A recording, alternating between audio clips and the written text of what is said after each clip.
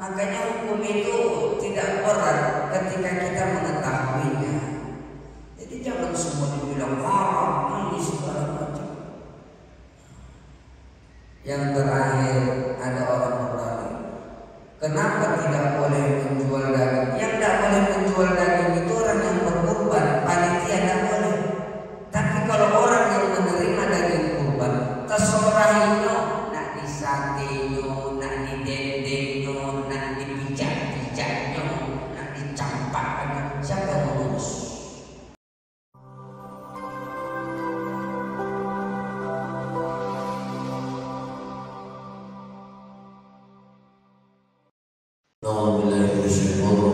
Bismillahirrahmanirrahim. Assalamualaikum warahmatullahi wabarakatuh.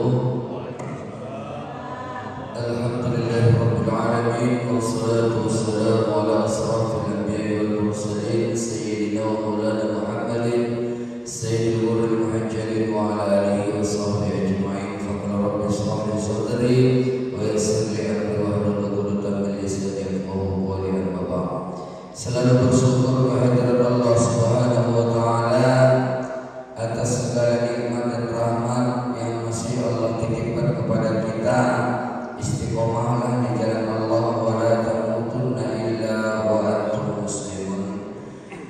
Bersalat salam kepada Rasulullah sallallahu alaihi wasallam. Allahumma shalli ala sayyidina Muhammad wa ala ali sayyidina Muhammad.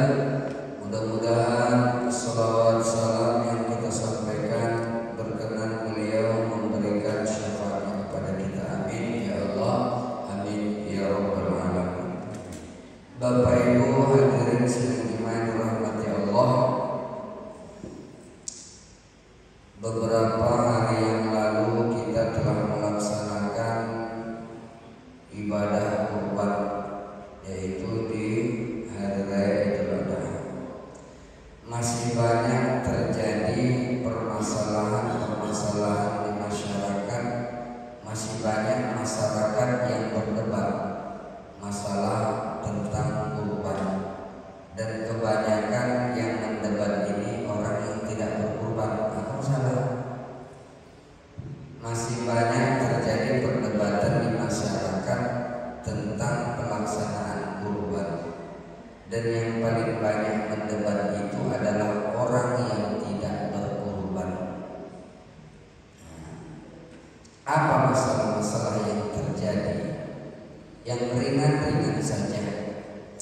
Yang pertama, sering terjadi perdebatan, banyak yang membuat dalil tidak boleh memberikan daging kurban kepada panitia kurban. Bapak Ibu, kalau seandainya panitia kurban tidak Anda berikan daging, maka tahun besok silakan kerjakan sendiri. Ya, semoli surang, kuli surang, bantai surang, aci-aci surang, bagikan surang. Sebab yang disunahkan dan disuruh itu, yang menyembelih kurban itu adalah orang yang berkurban. Apabila perempuan ikut berkurban, maka disuruh dia mewakilkan kurban tadi kepada laki-laki, karena tak boleh perempuan menyembelih. Kenapa kita suruh orang menyembelih?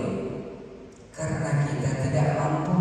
Sama dengan orang meninggal keluarga kita, siapa yang paling berhak untuk memandikan? Siapa yang paling berhak untuk mengkafani? Siapa yang paling berhak untuk menjadi imam? Keluarganya. Karena tidak mampu, minta tolong. Kita kan minta tolong sama tukang penyembelih agar mereka yang menyembelih, karena kita tidak mampu. Lah, kalau yang tukang potong itu meminta upah, nih, kalau yang tukang potong meminta upah, haram hukumnya. Tapi tidak pantas dia menyembelih hewan kita, tak kita kasih upah.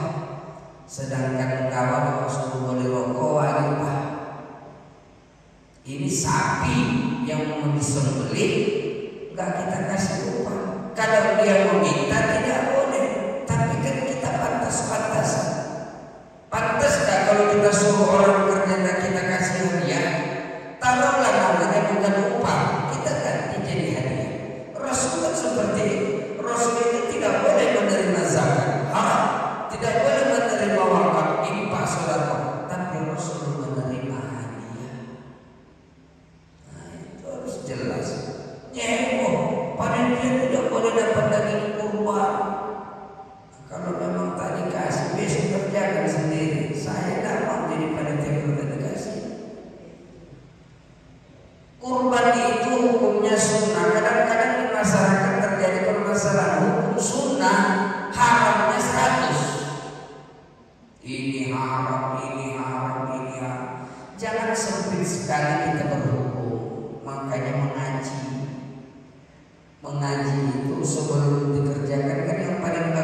ketahui dulu ilmunya.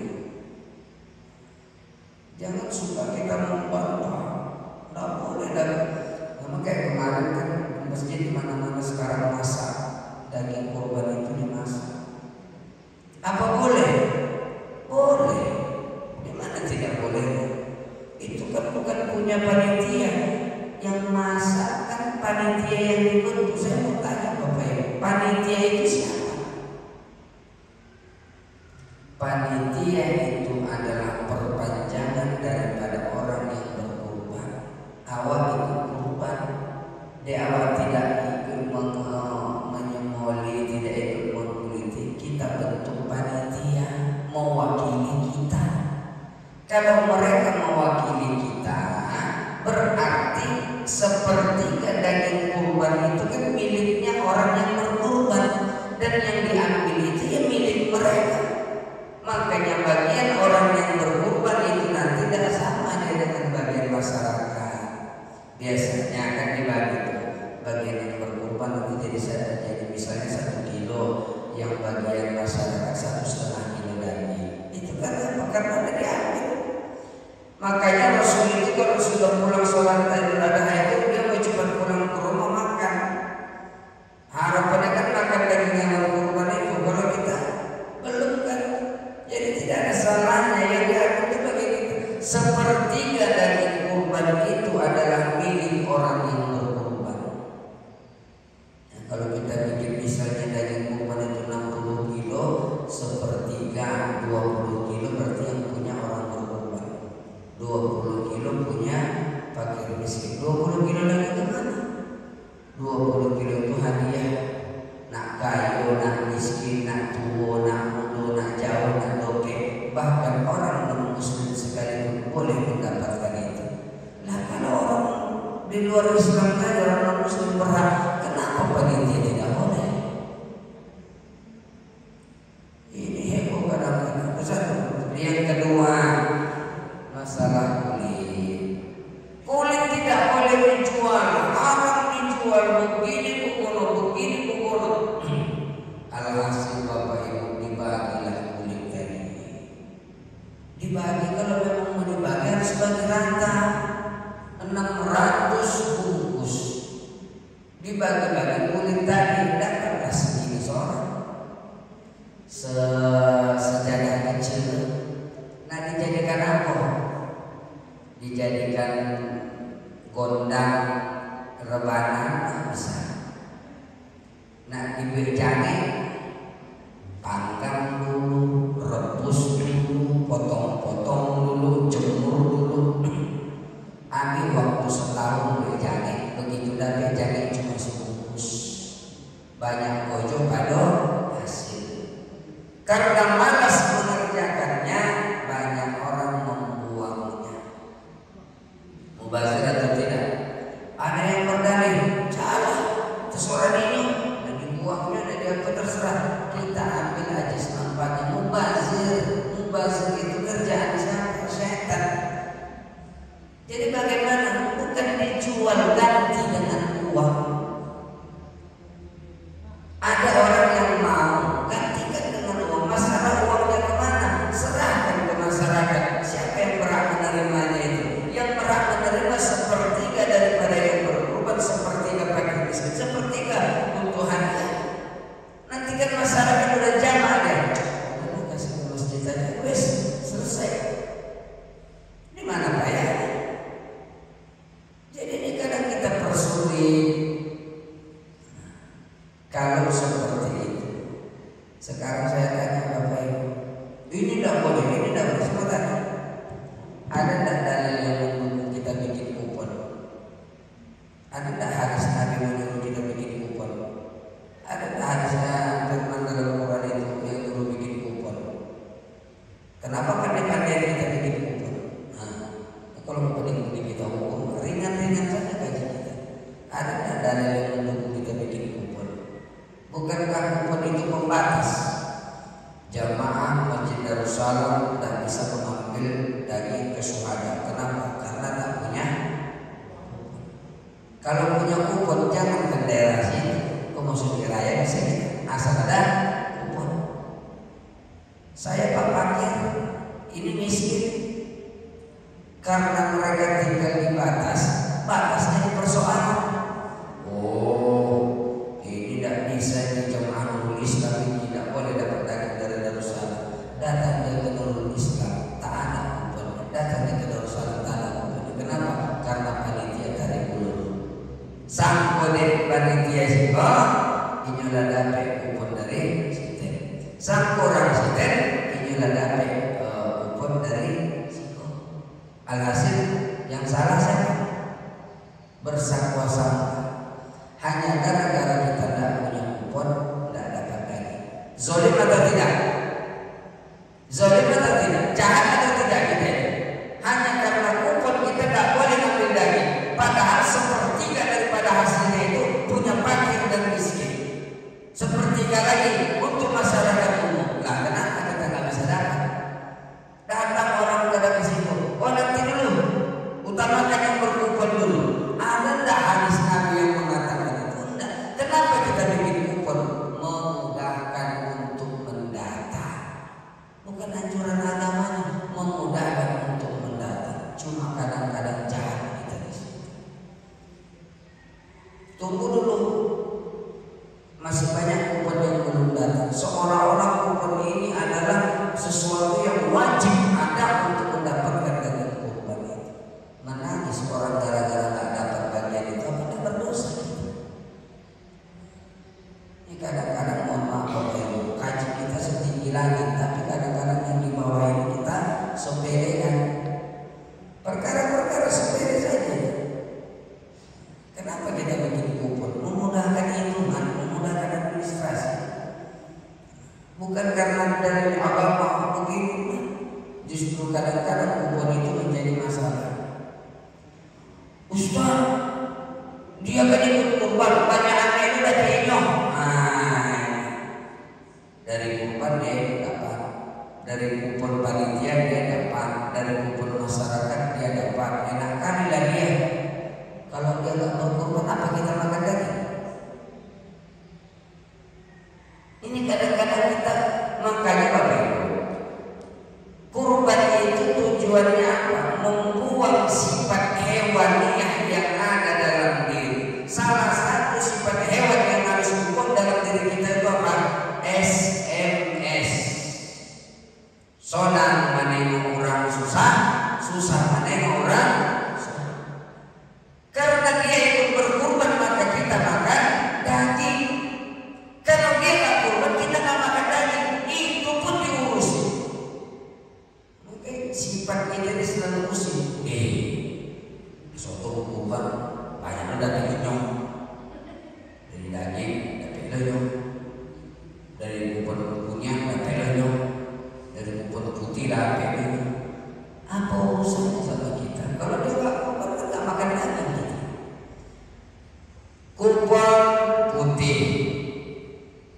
Biasanya nih, kupon putih itu kupon peserta kurban. 8 kelompok, 1 kelompok 7 orang. 7 kali 8 56, berarti 56 kupon. Nah, dari peserta kurban. Berapa bagian daging mereka? Sepertiga dari daging kurban. Kalau 8 ekor, 8 kali rata-rata 1 sapi 80, 8 kali 8 64, 660 kilo. 660 kilo bagi 3, 660 berarti 220.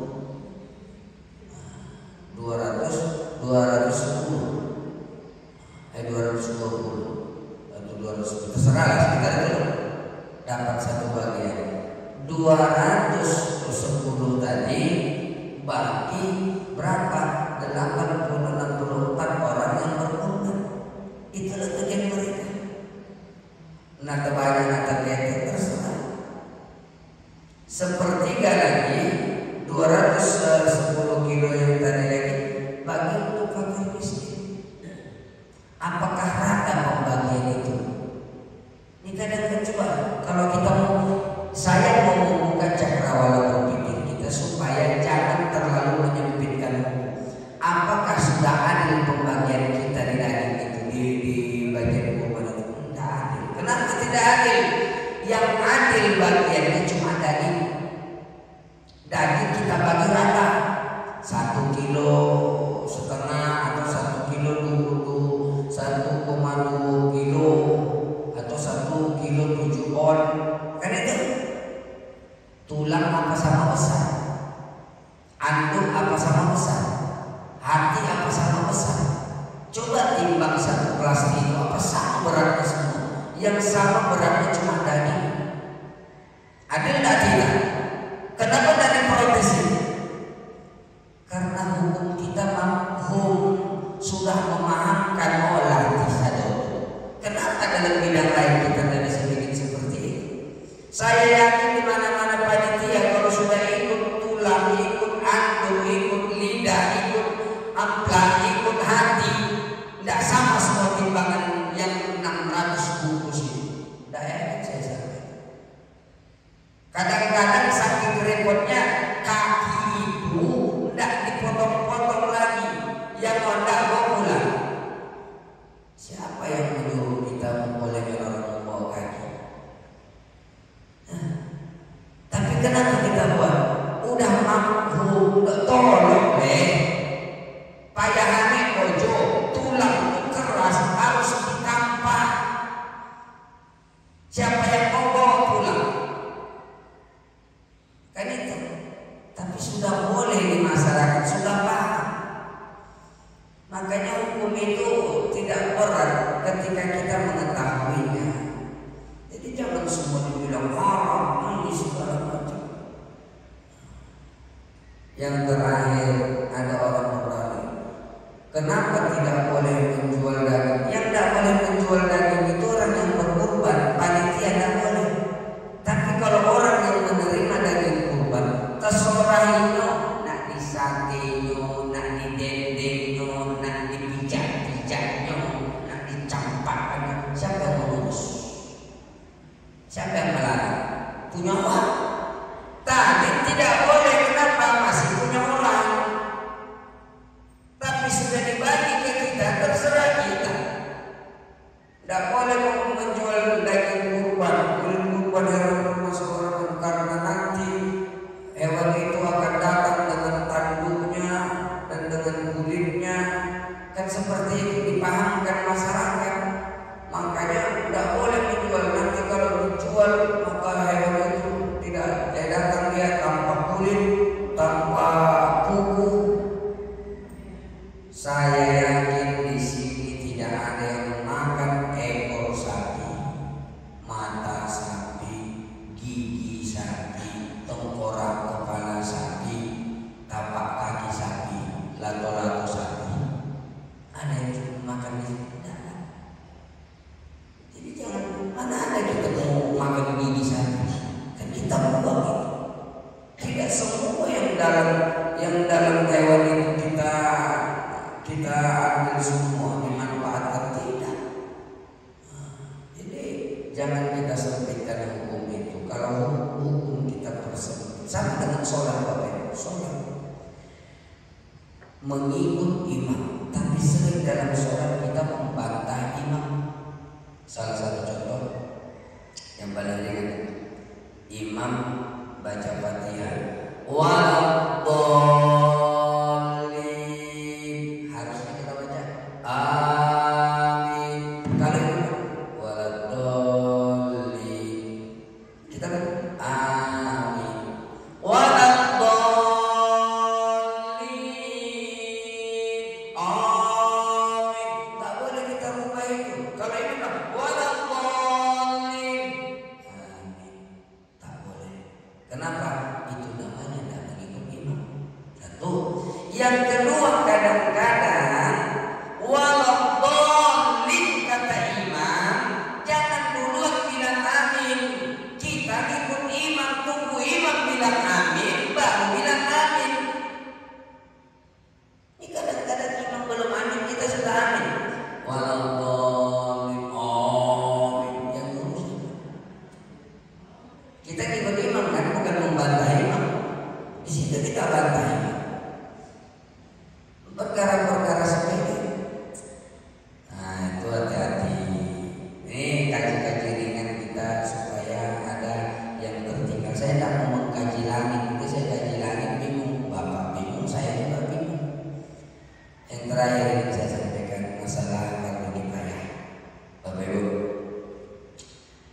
meninggal seorang istri misalnya, atau meninggal seorang istri, siapa yang lebih berhak menjadi imam untuk sholatnya? Ayahnya kah? Abangnya kah? Adiknya kah? Sepupunya kah? Atau suaminya?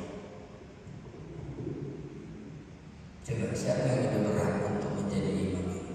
Kita ngaji, kita campur saja jadi loteng, gabung-gabung, tapi ringan-ringan saja. Siapa yang lebih berhak menjadi imam sholat kalau meninggal istrinya?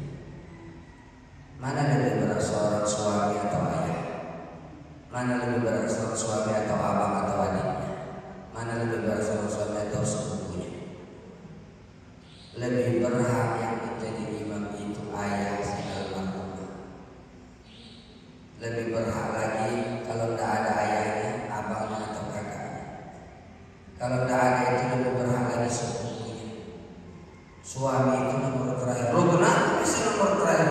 Karena suami itu menjadi hubungan kepada istri karena adanya pernikahan. Kalau tanpa pernikahan itu tidak bisa. Makanya dikatakan aja Nabi ini karena boleh nikah. Inilah hubungan. Makanya Bapak Ibu bersentuh kulit laki-laki dan perempuan dalam kita masing sapi batal wudhu kita walaupun sudah nikah. Ini kita bersentuh dengan istri kita, batal wudhu kita. Untuk perihal memandikan, barulah suami lebih berhak memandikan istrinya karena itu aib. Nah, jadi yang lebih berhak itu siapa? Untuk mensolatkan ayah. Makanya jangan kita durhaka kepada orang tua. Selipkan setiap doa dalam sholat kita untuk orang tua. Nah, yang terakhir Ibu, kita datang sholat jenazah. Begitu kita datang sholat jenazah, kita terlambat. Imam sudah takbir yang kedua, Allahu Akbar, berarti imam baca sholawat. Datang kita. Jadi bagaimana keadaan kita? Berarti kalau imam sudah takbir kedua kita baru datang, dia takbir ketiga kita takbir pertama, dia takbir keempat kita takbir kedua, dia salam, apakah kita ikut salam atau teruskan sholatnya? Ya. Datang kita sudah terlambat, maka teruskan sholatnya, jangan ikut salam. Terlambat kita datang, dia sudah takbir kedua, kita datang takbir pertama, maka baca Fatihah, dia sholawat. Nanti kita baca sholawat, dia baca Allahumma itu rukun dalam sholat jenazah. Dan takbir yang keempat itu membaca Allahumma la tahrimna itu sunnah. Allahumma itu yang paling disunnahkan, yang paling afdal menurut Imam Ghazali. Boleh nggak membaca doa yang lain? Boleh. Misalnya doa salat Allahumma itu Allahumma ighfir li mayyitina wa saghirina wa kabirina wa dzakarina wa unsana.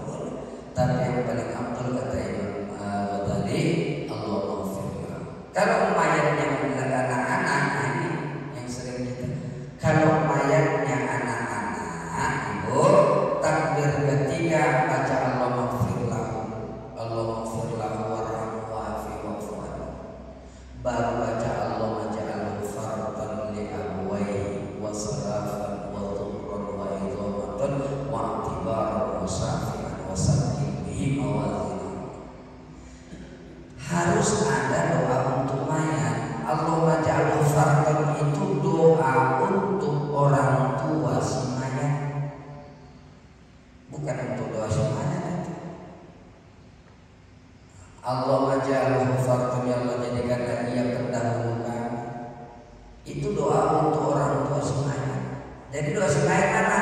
Allahumma ighfir lahu warhamhu warhamhu. Anak kecil kan belum punya dosa, kita minta ampun karena Allahumma ighfir lahu, dia belum punya dosa. Tapi mayat itu perlu untuk dirahmati Allah, perlu disayangi Allah. Maka kita baca Allahumma ighfir lahu warhamhu Baru setelah itu kita sambung Allah